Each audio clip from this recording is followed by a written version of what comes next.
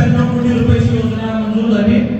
तुम्ही आज या सभेला आला, सभेला घरी गेल्यानंतर तुम्हाला घरातले कुटुंब विचारतील की कुठे गेला होता, तर तुम्ही सांगता की भारतीय जनता पार्टीच्या प्रचाराला गेलो होतो। कोण आलो होतो म्हणून विचारता तर तुम्ही सांगता रोहिणी आल्या होत्या, आमदार देवेंद्र दादा आला होता।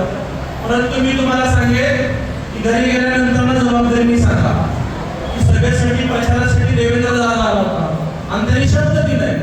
काय शब्द दिलाय तर मुख्यमंत्री देवेंद्र फडणवीस साहेबांच्या कार्यपद्धतीवरती त्याचा विश्वास आहे, पालकमंत्री जयकुमार गोरेंच्या कामाच्या पद्धतीवरती देवेंद्र दादांचा विश्वास आहे, माझ्या भारतीय जनता पार्टीवरती देवेंद्र दादांचा विश्वास आहे। म्हणून मी एक शब्द जबाबदारी सांगतो की सोलापूर शहराला रोज पाणी पुरवठा केल्याशिवाय आमदार देवेंद्र मोठे स्वतःचं मत मागायला पुढच्या वेळेस निवडणुकीला तुमच्या घरी येणार नाही, हा विश्वास, हा जबाबदारीचा शब्द माझ्या माता भगिनींना मी आज आपल्या या माध्यमातून देतो। मला कळवळ आहे की आमच्या माता भगिनी आज कामाला बाहेर जात असताना पाणी येणार आहे म्हणून काम सोडून घरी थांबावं लागतं आणि हे पाण्याचं प्रश्न निकाली करण्यासाठी मी निश्चित प्रयत्नशील असेल, हा विश्वास देतो। शहर मध्येचा आमदार म्हणून काम करत असताना आपण पाहिलंय की एका वर्षामध्ये 132 कोटी रुपयाचा भरभराटीचा निधी मला मुख्यमंत्री फडणवीस साहेबांनी पालकमंत्री जयकुमार गोरे साहेबांनी दिलेला आहे। आज भारतीय जनता पार्टीचा कार्यकर्ता, भारतीय जनता पार्टीचा पदाधिकारी हा सन्मानाने नागरिकांच्या समोर जाऊ शकतो, कारण का त्याला भक्कम असा निधी देणारा त्याच्या हक्काचा आमदार भेटलेला आहे। आपण जर आकडेवारी काढून बघितली तर ह्या पूर्वीच्या आमदारांना मागच्या 5-10 वर्षात जितकी निधी मिळाली नाही तितकी निधी आपल्याला मुख्यमंत्री साहेबांनी 1 वर्षात या शहरामध्ये विधानसभेला दिलेला आहे आणि मला विश्वास आहे की येणाऱ्या काळात सुद्धा आपला कार्यकर्ता, आपला बूथ प्रमुख, आपला शक्ती केंद्र प्रमुख मागे तितकी निधी उपलब्ध करून देण्याची जबाबदारी माझी असेल, हा विश्वास मी आपल्याला या माध्यमातून देतो। सोलापुरातल्या तरुणांचं स्वप्न होतं की सोलापूर शहर हे वस्त्रोद्योगाचं शहर आहे, विडी कामगारांचं शहर आहे।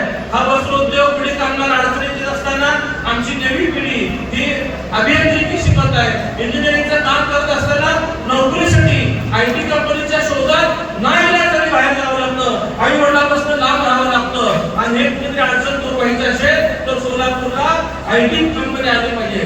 परंतु आयटी कंपनी येण्यासाठी सगळ्यात महत्त्वाचं काय तर सोलापूरला विमान सेवा सुरू झाली पाहिजे। आपण बघितलंय की सोलापूरला दुर्दैवाने लागलेले जे खासदार प्रणिती शिंदे आहेत ते ओपन चॅलेंज करायचे। प्रणिती शिंदेने वारंवार चॅलेंज केलं की सोलापूरची विमान सेवा चालू होणं शक्य नाहीये, सोलापूरच्या विमानतळावरून विमान उड्डाण सेवा सुरू होणं शक्य नाहीये, परंतु कामाची गॅरंटी म्हणजेच देवेंद्र फडणवीस साहेब आहे आणि आज सोलापूरच्या विमानतळावरून विमान सेवा सुद्धा सुरू झाली, विमान गोव्याला सुरू झालं, विमान मुंबईला सुरू झालं, उद्याच्या काही दिवसात विमान बेंगलोरला जाणार आहे, विमान आपल्या भक्तांना घेऊन तिरुपतीला जाणार आहे। या सगळ्या गोष्टींमुळे आपण जगाशी जोडले गेलोय आणि ही अडचण दूर झाल्यामुळे मुख्यमंत्री साहेब आग्रही होते की आज पुणे असेल, बेंगलोर असेल, हैदराबाद असेल, या मेट्रो सिटी मध्ये जी आयटी कंपनीची अडचण आहे त्याला पर्याय म्हणून सोलापूर सारखं एक शहर त्यांच्या समोर पर्याय द्यायचा आणि सोलापूर शहराला मोठ्या आयटी कंपनी आणायची आणि त्याही प्रकल्पाला मंजुरी मुख्यमंत्री साहेबांना दिली आणि मला भारतीय जनता पार्टीवरती विश्वास आहे की येणाऱ्या काळात सोलापूर म्हणजे आयटी कंपनीच्या कामाला देखील प्रत्यक्षात सुरुवात होईल आणि त्या तरुणांना आपल्या घरीच या सोलापूर शहरात रोजगार मिळेल आणि आपल्या आई वडिलांच्या जवळ राहण्याचं पुण्य त्या मुलाला मिळणार आहे, ते भारतीय जनता पार्टीला मिळणार आहे।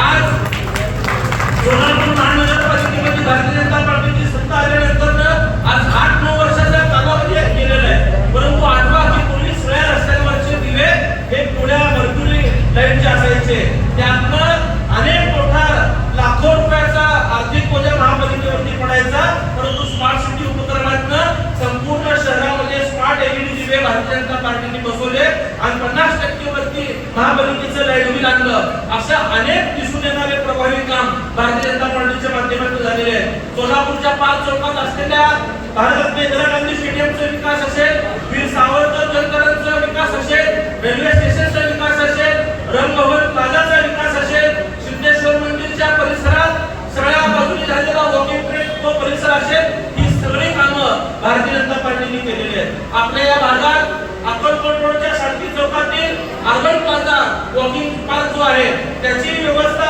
भारतीय जनता पार्टीच्या वतीने करण्यात आली. स्वर्गीय लिंगराज बजाळ क्रीडांगण सुद्धा भारतीय जनता पार्टीच्या कारकिर्दीत झालेलं काम आहे. फार लांबचं बोलण्यापेक्षा शेजारच्या भावना ऋषी मंडळाचं विकास काम सुद्धा धर्मवीर सुनील भाऊ कामाडी यांच्या नेतृत्वात झालेलं आहे. या सगळ्या गोष्टी आपल्याला डोळ्यासमोर ठेवलं पाहिजे. या भागातल्या नगरसेवकांनी प्रभावीपणे काम केलेलं आहे. तुम्ही कालच्या निवडणुकीला आमदार म्हणून मला काम करण्याची संधी दिली. निधी वाचून आपलं एकही काम शिल्लक राहणार नाही एवढा विश्वास तुम्हाला आपल्या माध्यमातून देतो. या प्रभागातील 4 उमेदवारांना तुम्हाला निवडून आणायचं आहे. कैलासवासी कृष्णाजी दुसरा असतील, कैलासवासी धर्मवीर सुनील भाऊ कामाडी यांना मतरूपी आशीर्वाद देऊन आपण त्यांना श्रद्धांजली अर्पण करायचं आहे. कालच्या निवडणुकीला आपण गाफील राहिलो. आपले 4 पैकी 3 आले आणि एक दुसऱ्या पक्षाचा नगरसेवक आला आणि मग त्यानंतर रोजची नागरिकांना अडचणी यायच्या की ह्या तासात हा माझा भाग नाही, हा परिसर माझा नाही किंवा अमुक मतं मला पडले नाही. परंतु मी नागरिकांना विनंती करेन की तुम्ही व्यक्ती बघू नका, तुम्ही कमळ बघून मतदान करा. पेटीच्या ज्यावेळेस दूध पेटीचे उघडले जातील भारतीय जनता पार्टीचा लीड जितक्या ताकदीने दिसेल तितक्याच ताकदीने त्या भागामध्ये विकासाचा निधी उपलब्ध करून देण्याची जबाबदारी माझी असेल. हा विश्वास आपल्या सगळ्यांना देतो.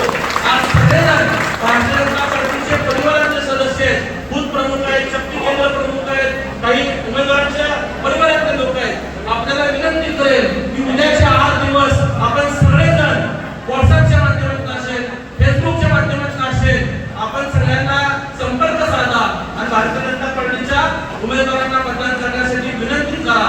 आपण घरोघरी प्रचाराला जावा, डोर टू डोर प्रचार करा. जर आपल्यापैकी कोणी बाहेर गावी गेला असेल त्यांना सुद्धा आपण मतदान करायला येण्याची विनंती करता. आपल्यापैकी कोणी जर स्थलांतरित दुसरीकडे गेला असेल तर त्या व्यक्तीला आपण या ठिकाणी मतदानाला बोलून घ्या अशी अपेक्षा आपल्याकडनं बाळगतो. एक मत या स्थानिक स्वराज्य संस्थेसाठी आपल्याला महत्वाचा असतो. त्यामुळं सगळ्या लोकांनी एक दिलाने, एक विचाराने एकत्रित येऊन आपण ह्या प्रभागाच्या 4 उमेदवारांना निवडून द्या अशी आपल्याकडे खात्री आहे. मनोबल व्यक्त करताना तुम्ही बोललात की बाले किल्ला आहे, परंतु आता तुमच्या हातात आहे की शहरातल्या विशेषतः शहर मध्यमधल्या सगळ्या